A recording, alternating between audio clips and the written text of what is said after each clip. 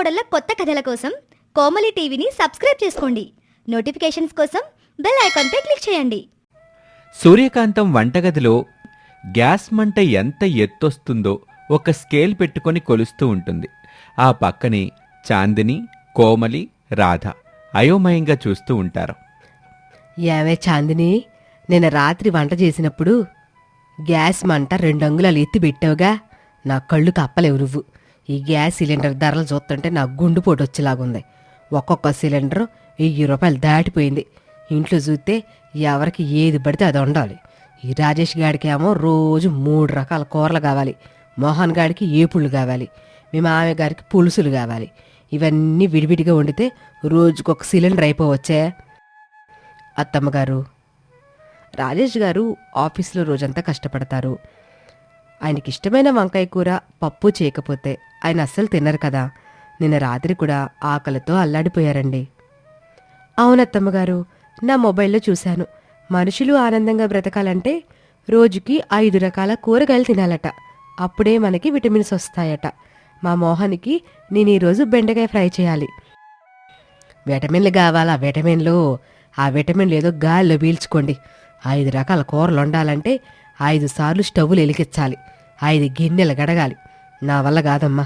ఈ రోజు నుండి ఈ ఇంట్లో కేవలం ఒకే ఒక్క కూర వండాలి, అంతే. అది కూడా గ్యాస్ మంట సిమ్లో పెట్టి వండాలి. ఎవరికి ఇష్టమైనా కష్టమైనా అదే తినాలి. అప్పుడే హాల్లోకి పక్కింటి శాంతం వస్తుంది. సూర్యకాంతం మాటలు వింటుంది. ఏంటి సూర్యకాంతం, ఇంటి నిండా 3 కోడలున్నారు, పెద్ద బంగ్లా ఉంది. కానీ నీ కొడుకులకి రోజు ఒకే కూర పెడుతున్నావా? ఊర్లో అందరూ మీ ఇంటిని చూసి నవ్వుకుంటున్నారు. నా ఇంట్లో చూడు, ఒక పక్క పన్నీరు, ఇంకో పక్క మష్రూము, ఇంకో పక్క చికెను, దేనికదే విడివిడిగా వండేసుకుని మహారాజులాగా తింటున్నామమ్మా. నీ పిసినారితనం గట్రా చూస్తే పక్కూరి భిక్షగాళ్ళు కూడా జాలి పడతారే కాంతం. ఈ మాటలు వినగానే సూర్యకాంతం ఈగో బాగా దెబ్బతింటుంది. ముఖం కందిపోతుంది. యాయ్ శాంతమ్మ, నా ఇంట్లో నా ఇష్టం. నా కోడలు తలుచుకుంటే 5 నిమిషాల్లో 5 రకాల కూరలు వండగలరు. కానీ నేను గ్యాస్ ఆదా చేస్తున్నాను, అంతే. అవునా? అయితే ఎల్లుండి మీ మావయ్య గారు వర్ధంతి కదా, ఆ రోజు 5 రకాల కూరలు, అందులో పప్పు, వంకాయ, బెండకాయ, ఆకుకూరలు, ఆలు అట్లాంటివి వండి ఊరు పెద్దలకి భోజనాలు పెట్టు. దమ్ముంటే నీ కోడళ్ళతో ఆ 5 రకాల కూరలు వండిచ్చు. కానీ ఒకటి గుర్తుపెట్టుకో, కేవలం ఒకే ఒక గ్యాస్ బర్నర్ వాడాలి. మరి 1 గంటలో వంట పూర్తి చేసి చేయాలి. అడ చేస్తే నేను నీ పిసినారితనాన్ని మెచ్చుకొని నీకు దండం పెడతా. లేదంటే ఊరంతా చాటింపేసేస్తాను. మరి సరే, నేను చేద్దాం. నా కోడల్లో ఒకే బర్నర్ మీద 5 కూరలు వండి చూపిస్తారు, నువ్వు చూస్తా ఉండు. శాంతమ్మ వెటకారంగా నవ్వుతూ అక్కడి నుంచి వెళ్ళిపోతుంది. శాంతమ్మ వెళ్ళిపోయాక సూర్యకాంతం తల పట్టుకొని కూర్చుంటుంది. రామారావు, రాజేష్, మోహన్ అందరూ అక్కడికొస్తారు. కోడలు ముగ్గురు భయంగా చూస్తూ ఉంటారు. కాంతం, నీకేమైనా మతిపోయిందా? ఆ శాంతం మీదో రెచ్చగొడితే నువ్వీ సవాల్కి ఎందుకు ఒప్పుకున్నావు? ఒకే ఒక్క గ్యాస్ బర్నర్ మీద ఒకేసారి 5 రకాల కూరలు ఎట్టా వండుతారు? అది అసాధ్యం. అవునమ్మా, ఒక కూర వండటానికి అరగంట పడుతుంది. 5 కూరలు వండాలంటే 5 సార్లు స్టవ్ వెలిగించాలి. నువ్వేమో ఒకే బర్నర్ ఒకేసారి అంటున్నావు. ఇది నా పొట్టకి జరిగే అతిపెద్ద అన్యాయం. ఎల్లుండి నాకు భోజనం లేనట్టేనా? నిన్ను బ్రతికుండగానే నన్ను చంపేస్తున్నావా ఏంటమ్మా? అమ్మా, కోమలి ఏమో టెక్నాలజీ వాడి ఎలక్ట్రిక్ కుక్కర్ కొందాం అంటుంది. కానీ నువ్వు కరెంటు బిల్లు వస్తుందని మీటర్ వీకేశావు. ఇప్పుడు ఎట్లా అమ్మా? మనం ఈ ఊర్లో పరువు పోగొట్టుకోవటం ఖాయం. నోరు ముయ్యండ్రా. నా పరువు శాంతమ్మ ముందు పోవడానికి లేదు. చాందినే, ఏ కోమలే, రాధా, మీరేం చేస్తారో నాకు తెలీదు. ఒకే స్టవ్ మీద ఒకేసారి మంట వెలిగించి 5 రకాల కూరలు వండాలి. ఒకవేళ మీరు గనక ఆ సవాల్లో ఓడిపోతే మీ ముగ్గురికి ఏంటి తాళాలు జీవితంలో ఇవ్వను. మిమ్మల్ని నా వంటగదిలోకి రానివ్వను. సూర్యకాంతం కోపంగా గ్యాస్ సిలిండర్ల గదికి తాళం వేసి కేవలం 1 సిలిండర్ మాత్రమే వంటగదిలో పెట్టి వెళ్ళిపోతుంది. ఇక సాయంత్రం చాందిని, కోమలి, రాధ ముగ్గురు పెరట్లో కూర్చొని దీర్ఘంగా ఆలోచిస్తూ ఉంటారు. అక్క ఇదెలా సాధ్యం? ఒక గిన్నెలో ఒకటే కూర కదా ఉండగలం. ఒకే మంట మీద 5 రకాల కూరలు ఎలా వండుతామక్క? మనం ఓడిపోవడం ఖాయం. అత్తమ్మగారు మనల్ని వంటగదిలోంచి గెంటేస్తారు. ఏమో కోమలి, నా బుర్రస్సులు పనిచేయట్లేదు. ఒకవేళ 5 గిన్నెలు ఒకదానిపై ఒకటి పెడితే ఉడకో కదా. అప్పుడే రాధ చిరునవ్వుతో మాట్లాడుతుంది. మీరు కంగారు పడకండి. నాకు ఒక పాతకాలపు రహస్యం గుర్తుంది. మా తాతయ్య గారు ఇలాంటి ఉమ్మడి కుటుంబాల కోసమే ఒక ప్రత్యేకమైన పాత్రని వాడేవారు. దాని పేరు పంచకళ్యాణి కడాయి. పంచకళ్యాణి కడాయా? అదెలా ఉంటుంది రాదా? అది ఒక అతి పెద్ద ఇనుప బాణి, కానీ లోపల 5 విభాగాలుగా విభజించబడి ఉంటుంది. అచ్చం మన ప్లేటులో గడులున్నట్లు. దాని కింద ఒకటే మంట పెట్టినా ఆ వేడి 5 గదులకి సమానంగా వెళ్తుంది. ఒకేసారి 5 రకాల కూరలు వండుకోవచ్చు. మన అత్తమ్మ గారి పాత అటక మీద అలాంటి గిన్నె ఉండే ఉంటుంది. నేను ఒకసారి చూశాను. భలే చెప్పావు రాదా. మనం వెంటనే ఆ అటకేదో ఎక్కేసి ఆ బాణిని వెతుకుదాం. రాజేష్ బావగారిని, మోహన్ని కూడా పిలవండి. ముగ్గురు కోడళ్ళు రాజేష్, మోహన్ కలిసి దుమ్ము పట్టి ఉన్న పాత గదిలోకి వెళ్తారు. రాజేష్ ఒక పాత కుర్చీ ఎక్కి అటక మీద వెతుకుతూ ఉంటాడు. దుమ్ము మొహానబడి తుమ్ములొస్తూ ఉంటాయి. అక్షయ్, అరే, ఈ అటక మీద ఎలకలు బుజు తప్ప ఏమీ లేవు. నాకెందుకో ఆకలి డబుల్ అవుతుంది. చివరికి ఒక మూలన భారీగా నల్లగా ఉన్న ఒక అతిపెద్ద 5 గదుల బాణె దొరుకుతుంది. మోహన్, రాజేష్ చాలా కష్టపడి దానిని కిందకు దించుతారు. దాన్ని శుభ్రం చేసి కడగ్గానే అది అద్భుతంగా కొత్త దానిలా మెరిసిపోతూ ఉంటుంది. ఇక వర్ధంతి రోజు ఉదయం కోడళ్ళు ముగ్గురు వంటకు సిద్ధమయ్యారు. సూర్యకాంతం ఒకటే స్టవ్వు, ఒకటే సిలిండర్ ఇచ్చి చేతులు కట్టుకుని నిలబడింది. రామారావు, రాజేష్, మోహన్ ఆసక్తిగా చూస్తున్నారు. చాందిని బంగాళదుంపల్ని ఉడకపెట్టి తన చేతులతోనే మెత్తగా స్మాష్ చేసింది. కోమలి ఒక చేత్తో తిప్పే మాన్యువల్ వెజిటబుల్ క్రషర్ వాడి టమాటాలని, ఉల్లిపాయల్ని గుజ్జుగా చేసింది. రాధ పల్లెటూరి స్టైల్లో మునగాకును ఒలిచి వంకాయలను చేతితోనే తుంచి సిద్ధం చేసింది. బెండకాయలను కూడా చేత్తోనే విరిచింది. 5 రకాల కూరలు సిద్ధం చేశారు. ఏంట ఇది? ఎంత పెద్ద బాణిని తీసుకొచ్చారు? ఇందులో 5 రకాల కూర ఎట్టలు వండుతారు? పిచ్చి ప్రయోగాలు చేసి నా స్టవ్ పాడు చేయబాకండి. అత్తమ్మగారు, మీరు ప్రశాంతంగా కూర్చోండి. ఈ పంచకళ్యాణి కడాయి మా ఏంటో ఇప్పుడు చూస్తారు. ఇది పాతకాలపు నాటి technology. Komali single gas stove వెలిగించింది. చాందిని, రాధ కలిసి ఆ అతిపెద్ద 5 గదుల బాణిని స్టవ్ మీద పెట్టారు. 5 గదుల్లో కొద్ది కొద్దిగా నూనె వేశారు. మొదటి గదిలో బంగాళదుంప కూర పోపు వేశారు. రెండవ దాంట్లో గుత్తి వంకాయ మసాలా వేగుతుంది. మూడవ దాంట్లో టమాటా పప్పు ఉడుకుతుంది. 4వ దాంట్లో బెండకాయ ఫ్రై వేగుతుంది. ఇక 5వ దాంట్లో మునగాకు వేపుడు తయారవుతుంది. మంట ఒక్కటే అయినా ఆ మంట వేడి బాణె అడుగు భాగం నుంచి 5 గదులకు సమానంగా వ్యాపిస్తుంది. ఏ కూర దేనితో కలవకుండా ఎవరి గదిలో వాళ్ళు అన్నట్లుగా ఉడుకుతున్నాయి 5 కూరలు. అబ్బా, అమ్మా, ఈ వాసన చూస్తుంటే నాకు పిచ్చెక్కిపోతుంది. ఒకేసారి 5 రకాల కూరల సువాసన నా ముక్కును తాకుతుంది. నా జీవితంలో ఇంత అద్భుతమైన వంటని నేను చూడలేదు. నా చాందిని చేతులు బంగారం. అన్నయ్య, నిజంగా ఇది మ్యాజిక్లా ఉంది. అమ్మ ఒకే సిలిండర్ గ్యాస్తో ఈ 5 కూరల్ని వండించేస్తుంది. ఈ ఐడియా భలే వర్కౌట్ అయింది. సూర్యకాంతం కూడా ఆశ్చర్యంతో నోరెళ్లబెట్టి చూస్తుంది. ఒకే మంట మీద 5 కూరలు ఉడుకుతుంటే ఆమెకు గ్యాస్ ఆదా అవుతున్న ఆనందం ఒక పక్క, తన కోడళ్ల తెలివితేటల పట్ల గర్వం ఇంకో పక్క కలుగుతాయి. ఇక శాంతమ్మ కిటికీలో నుంచి వస్తున్న 5 రకాల వంటల సువాసనని పీల్చుకొని కుళ్ళుతో రగిలిపోతూ ఉంటుంది. అసాధ్యం. ఒకే స్టవ్ మీద 5 రకాల కూరలు ఎట్టా వండుతారు? నేను ఊరంతా డప్పు కొట్టి చెప్పాను సూర్యకాంతం పరువు పోతుందని.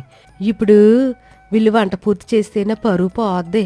నేను వెళ్ళి ఆ గ్యాస్ పైపు తీసేస్తాను, లేదా కూరల్లో ఉప్పు ఎక్కువ వేసేస్తాను.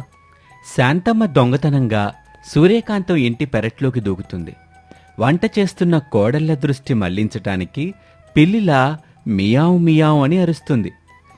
కాని ఎవ్వరూ పట్టించుకోరు. శాంతమ్మ నెమ్మదిగా గ్యాస్ సిలిండర్ దగ్గరకు వెళ్లబోతుంది. సరిగ్గా అదే సమయానికి రాజేష్ తాను తినటానికి తెచ్చుకున్న ఒక పెద్ద గుమ్మడికాయను కింద పెట్టి ఉంటాడు. శాంతమ్మ కాలు ఆ గుమ్మడికాయ మీద పడి జారిపోతుంది. దొర్లుకుంటూ వెళ్ళి పక్కనే రాధ పేడతో కలిపి ఉంచిన బూడిద కుప్పలో భయానకమైన శబ్దంతో పడిపోతుంది. అమ్మో చచ్చిపోయాను, నా నడుము విరిగిపోయింది. ఆ అరుపు విని సూర్యకాంతం కోడళ్ళు పరిగెత్తుకుంటూ వస్తారు. బూడిద పూసుకుని దెయ్యంలో ఉన్న శాంతమ్మని చూసి అందరూ పగలబడి నవ్వుతారు. ఏంటి శాంతమ్మ, నా కోడల వంట చేస్తుంటే నువ్వు బూడిద స్నానం చేస్తున్నావా? ఒకే మంట మీద 5 కూరలు వంటలేదని సవాల్ చేసావుగా. వచ్చి చూడు నా కోడలు చేసిన అద్భుతాన్ని. ఇంకెప్పుడైనా నా ఇంటి మీద కుట్ర చేస్తే ఈసారి గుమ్మడికాయ కాదు, నిన్ను 5 గదుల కడాయిలో వేసి వండేస్తాను. శాంతమ్మ సిగ్గుతో ముఖం దాచుకొని పరుగుదీస్తుంది. రాజేష్, మోహన్ డాన్సులు వేస్తారు. ఊరి పెద్దలకు మరియు ఇంట్లో వాళ్ళందరికీ భోజనాలు వడ్డిస్తారు. చాందిని, కోమలి, రాధ ఒకేసారి ఆ బాణెలో నుండి 5 కూరల్ని వడ్డిస్తూ ఉంటారు. రాజేష్ తన విస్తరాకులో ఉన్న ఆలూ కర్రీ, గుత్తి వంకాయ, టమాటా పప్పు, బెండకాయ ఫ్రై, మునగాకు వేపుడు చూసి ఆనందంతో కన్నీళ్లు పెట్టుకుంటాడు. అమ్మా, ఈరోజు నా జీవితంలో సువర్ణాక్షరాలతో లిఖించదగ్గ రోజు. 5 రకాల కూరలు ఒకేసారి కంచంలో పడుతుంటే నా జన్మ ధన్యమైపోయింది. చాందిని, నీ చేతి వంట అమృతం. సూర్యకాంతం గారు, మీ కోడళ్ళు చాలా తెలివైన వాళ్ళు. అతి తక్కువ గ్యాసు ఖర్చుతో ఇంత గొప్ప విందు చేశారు. పాతకాలపు పంచకళ్యాణి కడాయిని వాడి మాకు కనువిందు చేశారు. మీ కుటుంబం ఎప్పుడూ ఇలాగే సంతోషంగా ఉండాలి. సూర్యకాంతం గర్వంగా తన కోడళ్ల వైపు చూస్తుంది. ఇక అందరూ వెళ్ళిపోయాక సూర్యకాంతం తన కోడళ్ల దగ్గరికి వస్తుంది. రామారావు, రాజేష్, మోహన్ కూడా అక్కడే ఉంటారు. చూసావా కాంతం, ఈరోజు ఆ పంచకళ్యాణి కడాయి మనకు గొప్ప పాఠం నేర్పింది. ఆ కడాయిలో 5 గదులున్నట్లే మన ఇంట్లో మనం వేరువేరు మనుషులు ఉన్నాం. ఎవరి అభిరుచులు వాళ్ళవి, కానీ కింద మంటొక్కటే, అదే ప్రేమ. ఒకే ప్రేమతో ఒకరికొకరు తోడుంటే వేరువేరు మనస్తత్వాలున్న కోడళ్ళు కూడా ఒకే కుటుంబంగా ఎంత అద్భుతాన్ని సృష్టిస్తారో ఈరోజు చూశావుగా. నీ పిసినారితనం ఈ కుటుంబాన్ని ముక్కలు చేయకూడదు. ఈ మాటలకు సూర్యకాంతం కళ్ళు చెమ్మగిల్లుతాయి. ఆమె తన గడుసుతనాన్ని, అహంకారాన్ని పక్కన పెడుతుంది. యావండి, మీరు చెప్పింది నిజమే. నా పిసినారితనం వల్ల నా పిల్లల ఆకలిని, నా కోడళ్ళ కష్టాన్ని నేను చూడలేకపోయాను. ఈరోజు నా కోడళ్ళు నా పరువు నిలబెట్టారు. చాందిని, కోమలే, రాధా, నన్ను క్షమించండి తల్లు. ఇదిగోండి ఈ గ్యాస్ సిలిండర్ల గత్తాలాలు. ఇకపై ఈ ఇంట్లో గ్యాస్ ఖర్చు గురించి నేను అడగను. మీకు ఇష్టమైన కూరలు వండుకోండి. సూర్యకాంతం తన నడుముకున్న తాళాల గుత్తిని తీసి పెడుతుంది. ముగ్గురు కోడళ్ళు సంతోషంగా, అత్తమ్మగారు, తాళాలు మీ దగ్గరే ఉంచండి. మేమెప్పటికీ మీ మాటని జవదాటం. కానీ రేపటి నుండి రోజు 5 కూరలే వండుతాం. వావ్, రోజు 5 కూరలా? అమ్మా, ఇక నా కడుపుకి పండగే పండగ. ఈ ఇల్లు ఒక 5 స్టార్ హోటల్ అయిపోయింది. అందరూ గట్టిగా సంతోషంగా పగలబడి నవ్వుకుంటారు. కుటుంబంలో ఐకమత్యం మరియు ప్రేమ ఉంటే ఎలాంటి సమస్యకైనా ఒక అందమైన పరిష్కారం దొరుకుతుంది. వేరువేరు మనస్తత్వాలు ఉన్నా ఒకరినొకరు అర్థం చేసుకుంటే ఆ కుటుంబం ఎప్పుడూ ఆనందంగా ఉంటుంది. ఇది వాల్టి కథ. మరొక ఆసక్తికర కథలో మళ్ళీ కలుద్దాం. అంతవరకు సెలవు. నమస్తే. అది సూర్యకాంతం ఇల్లు. ఉదయం సమయం. సూర్యకాంతం తన పట్టుచీరలు, నగలు సర్దుకుంటూ గర్వంగా కూర్చుని ఉంది. అప్పుడే పక్కింటి శాంతమ్మ అక్కడికి వస్తుంది. చాందిని, కోమలి, రాధ ముగ్గురు వంటగదుల్లో పనులు చేస్తూ ఉంటారు. ఏంటి సూర్యకాంతం, ఇంటి నిండా అంతంత ఆస్తి పెట్టుకుని ఆ ముగ్గురు పేద కోడలని ఇంట్లో ఎందుకు మేపుతున్నావు? వాళ్ళేమో కట్నాలు తేలేదు, కానుకలు తేలేదు. ఊళ్ళో వాళ్ళందరూ నీ ముగ్గురు కోడళ్ళు నిన్ను మోసం చేసి నీ ఆస్తి మీద బతుకుతున్నారని నవ్వుకుంటున్నారు. ఆ పెద్ద కోళ్ళ శాంతిని, 2 కోళ్ళ కోమలి, ఇక ఆ 3వ కోళ్ళ ఉందిగా రాదా, ముగ్గురు పేదాళ్లే కదా. నిజమే శాంతమ్మ, నా కొడుకులు వాళ్ళ ఇష్టపడి పెళ్లి చేసుకున్నారని ఇన్ని రోజులు భరించా. వీళ్ళు నా ఇంట్లో మహారాణులాగా తిని కూర్చుంటున్నారు. నా ఆస్తిని కరకదీస్తున్నారు. వీళ్ళకి బుద్ధి చెప్పాలి. అయితే ఒక పని చెయ్యి, ఊరు చివర గోదావరి నది మధ్యలో మీకు ఒక పాడుబడ్డ లంక భూమి ఉంది కదా, అందులో ఒక పూచుకు పొల్ల కూడా మొలవదు. పేద కోడల్ని తీసుకెళ్ళి ఆ దివిలో వదిలేసేయి. వాళ్ళకి ఏమాత్రం సత్తా ఉందో, వాళ్ళు నీ ఆశ లేకుండా బతకగలరో లేదో తెలిసిపోతుంది కదా. భలేగాడే ఇచ్చేవలే శాంతమ్మ. ఈరోజు వాళ్ళని ఆ దీవికి పంపించేస్తా. సూర్యకాంతం కోడళ్ళని కొడుకులని హాల్లోకి పిలుస్తుంది. రామారావు కూడా అక్కడే ఉంటాడు. చాందిని, కోమలే, రాధా, మీ ముగ్గురు నా ఆస్తి మీద పడి బతుకుతున్నారు. మీకు పుట్టిటి నుండి తెచ్చిన చిల్లి గవ్వాలేదు. అందుకే మీరు ముగ్గురు ఈ ఇల్లు వదిలిపెట్టి ఆ గోదావరి మధ్యలో ఉన్న మన లంక దేవికి వెళ్ళిపోవాలి. నా కొడుకుల సంపాదన, నా డబ్బు ఒక్క రూపాయి కూడా మీకు ఇవ్వను.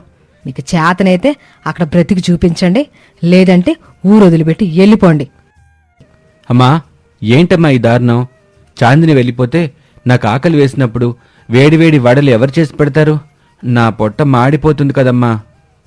అవునమ్మా, కోమలి లేకపోతే నాకు ఆఫీస్కి టైంకి క్యారేజ్ ఎవరు కడతారు? దయచేసి వాళ్ళని ఎక్కడికి పంపించుకో. కాంతం, నీకేమైనా మతిపోయిందా? ఆ దీవిలో ఏముందని అలా అక్కడికి పంపిస్తావు? అక్కడ ఉండటానికి ఇల్లు లేదు, తినటానికి తిండి లేదు. ఆ పాడుబడ్డ దీవిలో ఆడపిల్లల ముగ్గురు ఎట్టా ఉంటారు? ఆడపిల్లలు కాదు, నాస్తికి పట్టిన చీడ పురుగులు. నా మాట వినకపోతే మీ ముగ్గురు కూడా ఇల్లు వదిలిపెట్టి వెళ్ళిపోండి. వద్దు మావయ్య గారు, మీరు మా కోసం ఇల్లు వదలకండి. అత్తమ్మగారు మమ్మల్ని పేదవాళ్ళు అంటున్నారు, కానీ మా చేతుల్లో ఉన్న కళని, మా కష్టాన్ని ఆమె చూడలేకపోతున్నారు. మేము వెళ్తాం. అవునక్క, నా భర్త దేశ సరిహద్దుల్లో ఎండనక వాననక కష్టపడుతున్నారు. ఆయన భార్యగా నేను ఈ చిన్ని కష్టానికి భయపడను. పదండక్క, మన పేదరికాన్ని గెలిచి ఆ దీవిలోనే మన సామ్రాజ్యాన్ని నిర్మిద్దాం. ముగ్గురు కోడళ్ళు ఒక చిన్న పడవెక్కి ఆ గోదావరిలో ఉన్న దీవికి చేరుకుంటారు. ఆ దీవి మొత్తం రాళ్ళు, ముళ్ల పొదలు, ఎండిపోయిన చెట్లతో నిండి ఉంటుంది. అక్కడ ఉండటానికి ఒక చిన్న గుడిసె కూడా లేదు. ఇక్కడంతా చాలా గజిబిజిగా ఉందక్క. రాత్రి పడుకోవడానికి కూడా చోటు లేదు.